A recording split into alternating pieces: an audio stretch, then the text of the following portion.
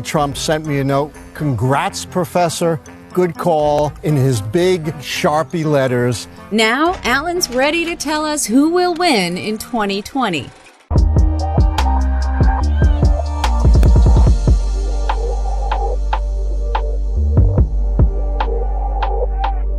What's up, guys, and welcome back to another video. So, I've talked a lot about two professors in this channel, Helmut Norpoth, which you see here, and Alan Lichtman. And that is because they are the people with the best records of accurately predicting the winner of the presidential elections. But this year it is a bit complicated, and you all know why, so let's get to it. That Trump will lose the White House. That's Alan Lichtman's prediction.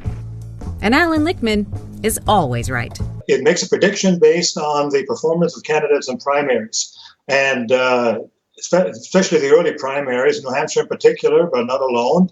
And the way the nominees of the parties perform in those primaries is a very canny predictor, and it actually gets it right with another predictor in the model, 25 out of 27 in the last presidential elections.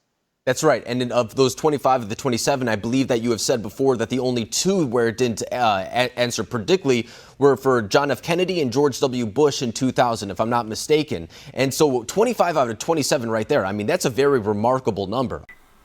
Because you see, in 2020, they both predicted their own thing. That Alan Lichtman predicted Biden was going to win based on the 13 keys, and Helmut Norpoth predicted that Trump is going to win based on the primaries.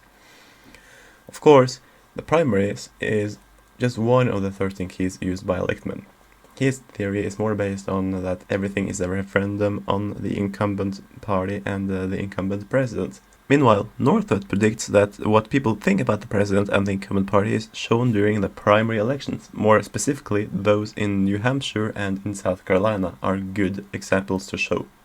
Although you can also take into account others, but his theory mainly focuses on those two. So let's talk about the three elections that I think are most relevant to discuss who is going to be the right in 2020. The first one is 1932. The thing is, in 1932, Herbert Hoover was re-elected. No, it was not. He lost tremendously. However, there was some of the critics of Alan Lichtman who claimed that his theory did not work that way, and that his theory would actually show Herbert Hoover win in 1932 because he would have 6 keys. But I've actually discussed that example in a previous video and showed that naturally Herbert Hoover would have lost also with Lichtman's theory, and it was actually really strange that someone would even try to make up that it did not happen. One factor was the charisma of FDR. Another one was the tremendously bad economy during Hoover's watch, and the fact that there was no big policy change during his administration. But enough about that. Let's jump to 1960. Now, in 1960, neither of these had of course started with their predictions. Both started much later. Lichtman in the 1980s and Norpoth, well, I actually don't remember when he started. Anyway, Norpoth actually admitted that his model would not have predicted the 1960 win of John F. Kennedy. Naturally, JFK was in a much tougher primary than Nixon was. Nixon was the incumbent vice president. Kennedy had to fight against people like Lyndon B. Johnson and Hubert Humphrey. But Norpoth, being a man, stands up and said, yeah, okay, my theory would not have predicted that. My theory would have failed in 1960. And then 2000, where both actually predicted a Gore victory.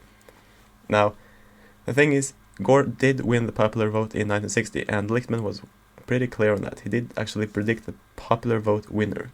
And when Norpoth says that his model would have predicted 25 out of the 27 last elections, the two remaining are 1960 and 2000. His model would also have predicted that Gore would win in 2000. So in the end, they don't disagree about too much, but this year is going to be different. So in the end, the reason I have so big doubts now about the 2020 election and who is going to win is mostly because of these two, the two experts that I rely on disagree. And certainly something that you can take into consideration is that Lichtman has said that things like the economy can change. And I think maybe the economy is the only thing that can change, except from that Trump can gain a major foreign military success, though that is very unlikely. Norpoth's theory, well, that doesn't really change because the primaries have happened, and that's how they turn out. Anyway, that's it from me today. Please like this video, please subscribe. If you're interested in seeing more like this, then you know where to get it, and I'll see you next time.